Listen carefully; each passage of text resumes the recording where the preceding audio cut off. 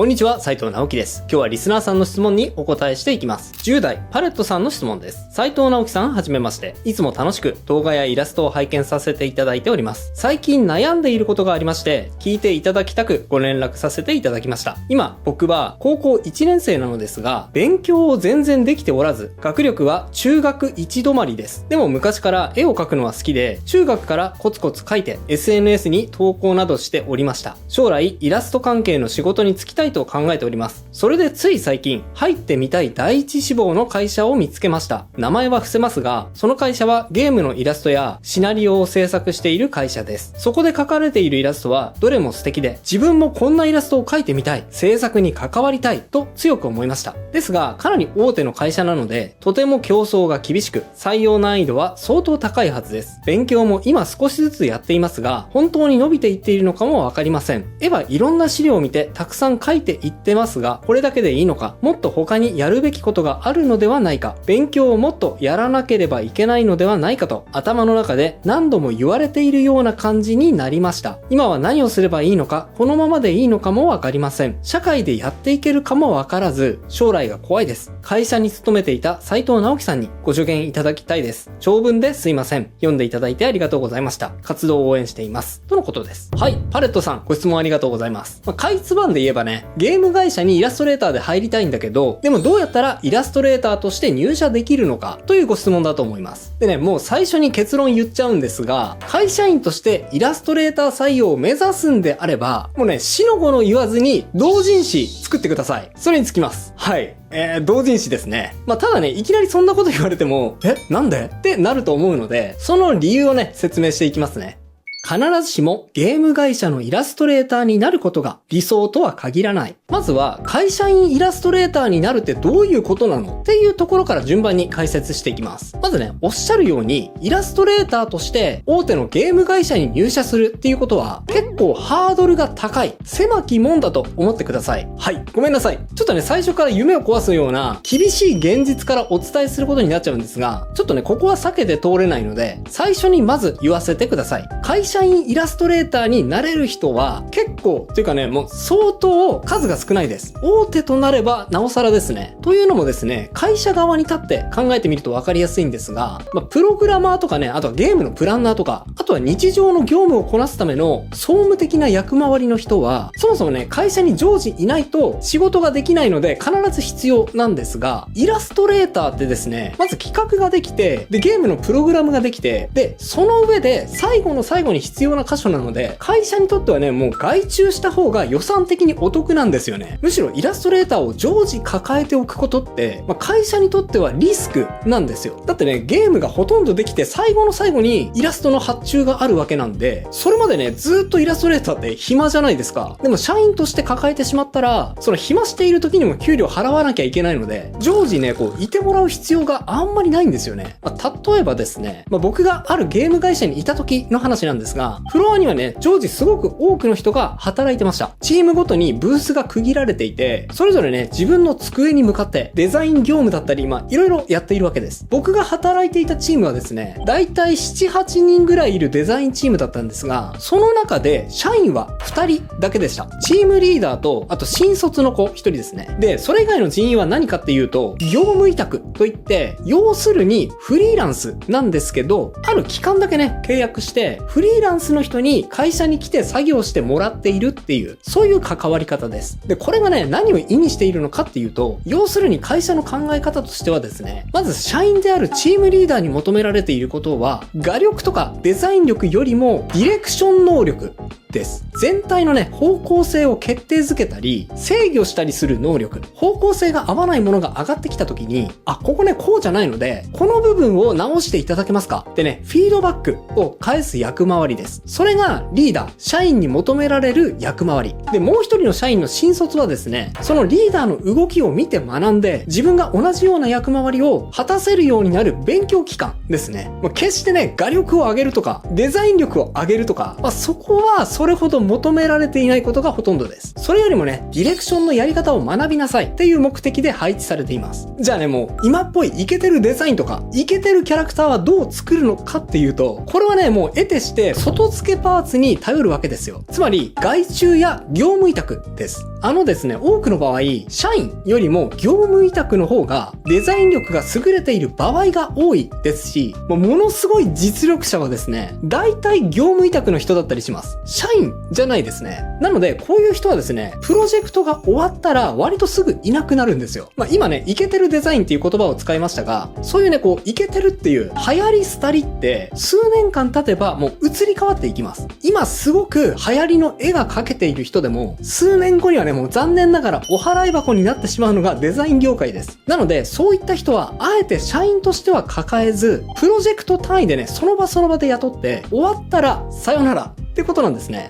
会社のね、同一フロアの中で働いているので、一見ね、もうみんな社員のように見えるんですけど、実はね、そういう役回りの違いがあったりするんですね。はい。なので、こういった事情があるので、たとえね、社員として採用されたとしても、パレットさんが思い描いているような仕事があるのかっていうと、必ずしもそうじゃない場合の方が多いかもしれません。はい。僕もね、10代の頃は勘違いしてました。好きなゲームを作っている会社に入れば、好きな絵が描けるって。でもね、今言ったように、それは実はちょっと違います。例えばね、好きな RPG ゲームのプロジェクトにイラストレーターとしてパレットさんが配属されたとしましょう。あなたは何をするでしょうか？メインのキャラクターデザインを任せられるでしょうか？いえいえ、そんな例はすごーく稀です。メインのキャラデザは大体外注で、話題性のあるイラストレーターや漫画家に依頼されます。あなたがやることは、ディレクション、企画に合わない部分を洗い出して、そのイラストレーターに修正を依頼すること、あるいはそのための修正画像を作ること。で、それで上がってきたキャラクター画像をゲームの仕様に合わせてデータを処理することだったり、あとはキャラクターの表情差分を作ることだったり、あとはアニメーションがつくゲームだったら、パーツ分けをしてね、動かすことだったり、あとはそうですね、デザインが発生するとすれば、モブキャラとかね、あとはメインじゃないキャラクターのデザインだったり、あとは背景やアイテムの制作ですね。そういったことがメインになると思います。いや、これですね、なんか僕が意地悪で嫌がらせのように言っているようにもしかしたら聞こえるかもしれませんが、これがね、現実ですので、そこを勘違い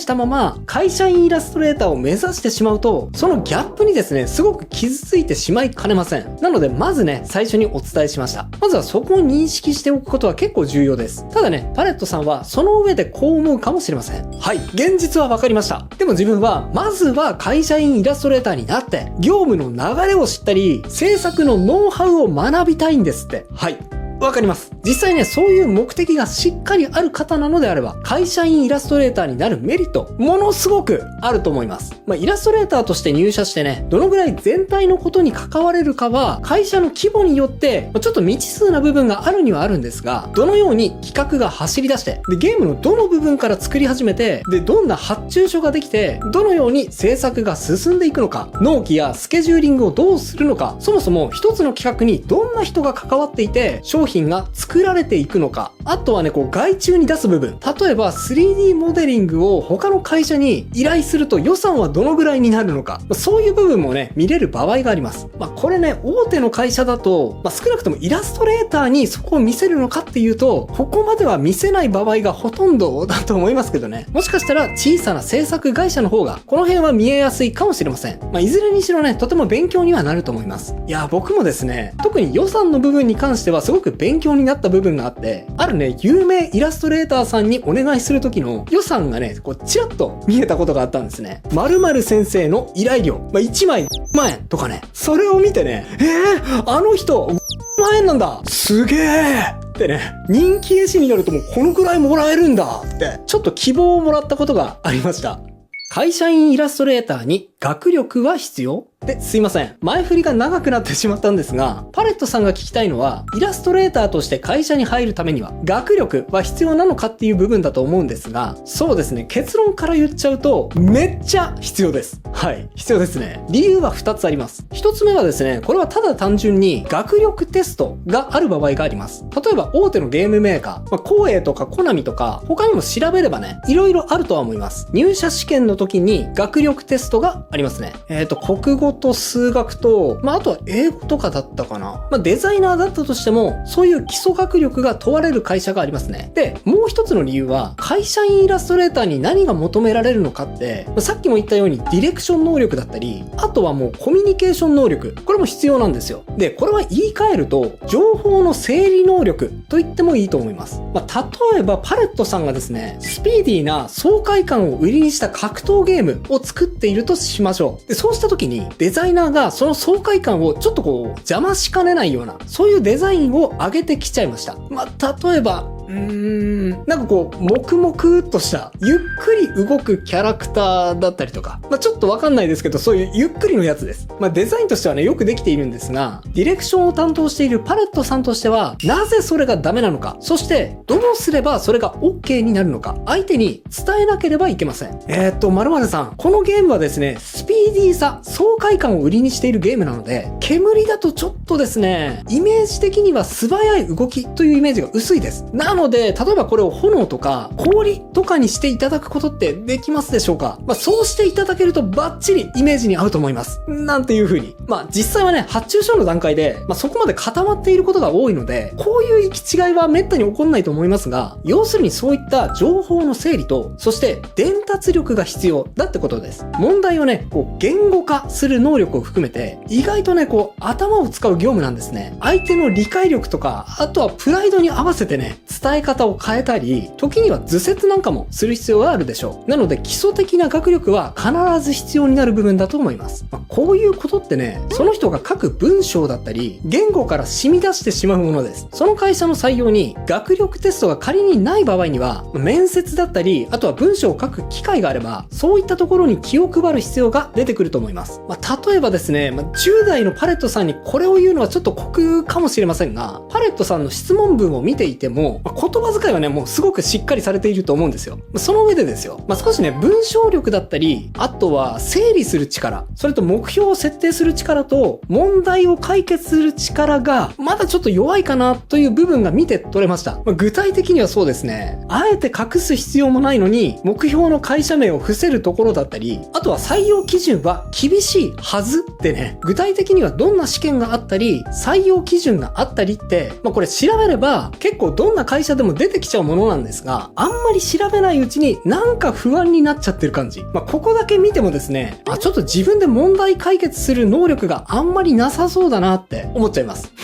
だからこそね、僕に質問を投げかけてくれてるんだと思うので、そこをつっつくのは心苦しいんですが、僕じゃなくてね、会社から見たら、そういう人って思われかねませんので、この部分に関しては自分で認識する必要があるかもな、と思って、あえてご指摘させていただきました。これから何をすればいいの？と、今言ったように基礎的な学力は絶対必要っていうところは分かったと思うんですが、じゃあ実際に何すればいいのよってパレットさんはさらに不安になってしまったかもしれません。ですが、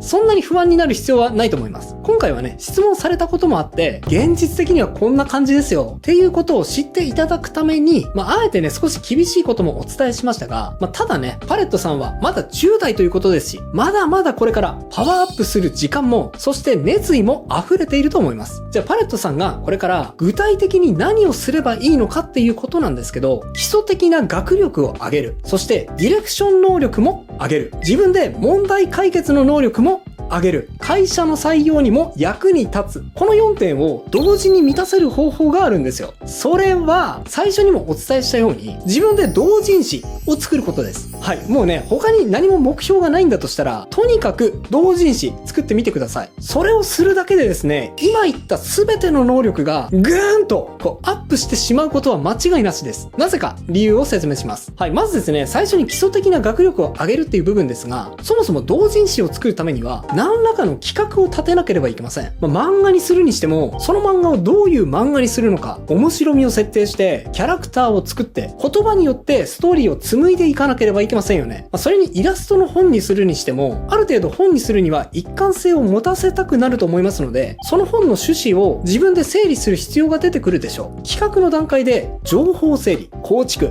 必要な知識を調べること。ここでね、基礎的な学力を総動員する必要が出てくるはずなので、そのトレーニングには少なくともなると思います。その意味ではね、イラストの本にするにしても、ちょっとしたストーリーがある絵物語とかにするのがいいかもしれません。で、次のディレクション能力を上げる。これについてはもう言うまでもありません。ただの一枚絵と違ってね、本をまとめるには、それぞれのイラストがバラバラになっているよりもね、全体を通しての一貫性が必要になりますから、こういう色でまとめようとか、線の太さはこうまとめようとか、こういう枠組みの中で表現しようとか、そういうことを自分で方向性づけする必要が出てきます。もうね、これだけでも結構大変ですので、パレットさんが1冊2冊同人誌を作り終えた頃には、もうパレットさん、立派なアートディレクターになっているはずだと思います。そして、自分で問題解決をする能力を上げるっていうことに関してですが、これですね、同人誌を作るっていう時点で、自分だけで完結する話じゃなくなります。だって印刷するにしても、印刷会社を調べなきゃいけませんし、データをその会社に送るにしても、その会社のフォーマットに合わせなければいけません。と同時に、同人誌を即売会で売るにしても、その即売会にね、申し込んだり、スケジュール管理が必要になってきますよね。いろいろと問題を自分で解決するための練習になると思います。で、最後に、会社の採用に役に立つっていう部分なんですが、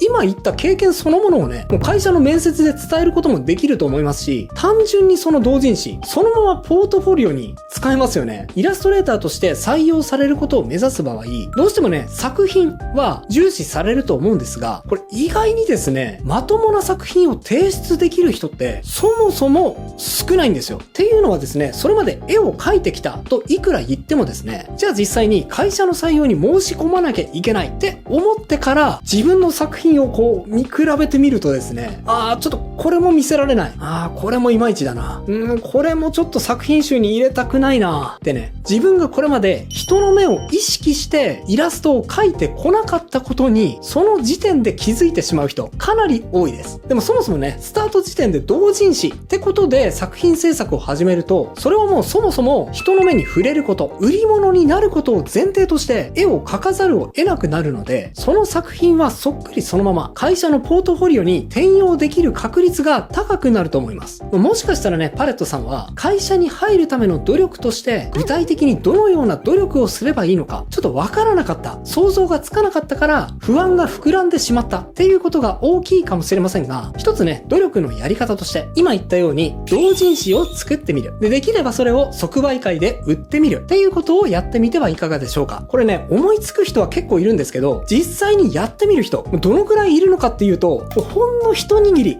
だと思います。それをやるだけで他の人とぐーんと差がつくと思いますよ。もう全然大違いだと思います。はい、その経験は必ず役に立つはずだと僕は思います。やることが決まったらね、もしかしたら得体の知れない不安がスーッと消え去って、よーしやるぞってね、自分の目標にぐんぐん進んでいける推進力を得ていただけるかもしれません。諦めないで応援しています。以上が今日僕が伝えたかったことです。いかがだったでしょうか。今日のご質問は、会社員イラストレーターになるためにはどうしたらいいのかという質問でしたが、会社員じゃなくてフリーランスになりたい。でもお金のこととか税金のこととかそういうことかも全然わかんないな、ちょっと不安っていう人もいるかもしれません。そんな方にはこちらの動画、知らなきゃ損、絵が仕事になっちゃった時忘れてはいけないこととは確定申告がおすすめです。タイトルにもありますが、確定申告のこととかね、あとはフリーランスになる上でこれは絶対にやっておいた方がお金の損しないよっていう制度についてご紹介しています。今すぐね、必要ないっていう人でも、知っていると知っていないとでね、年間数十万円損するか得するかの分かれ道になると思いますので、こちらの動画もぜひぜひチェックしてみてくださいね。それではまた次回の動画でお会いしましょう。バイバイ。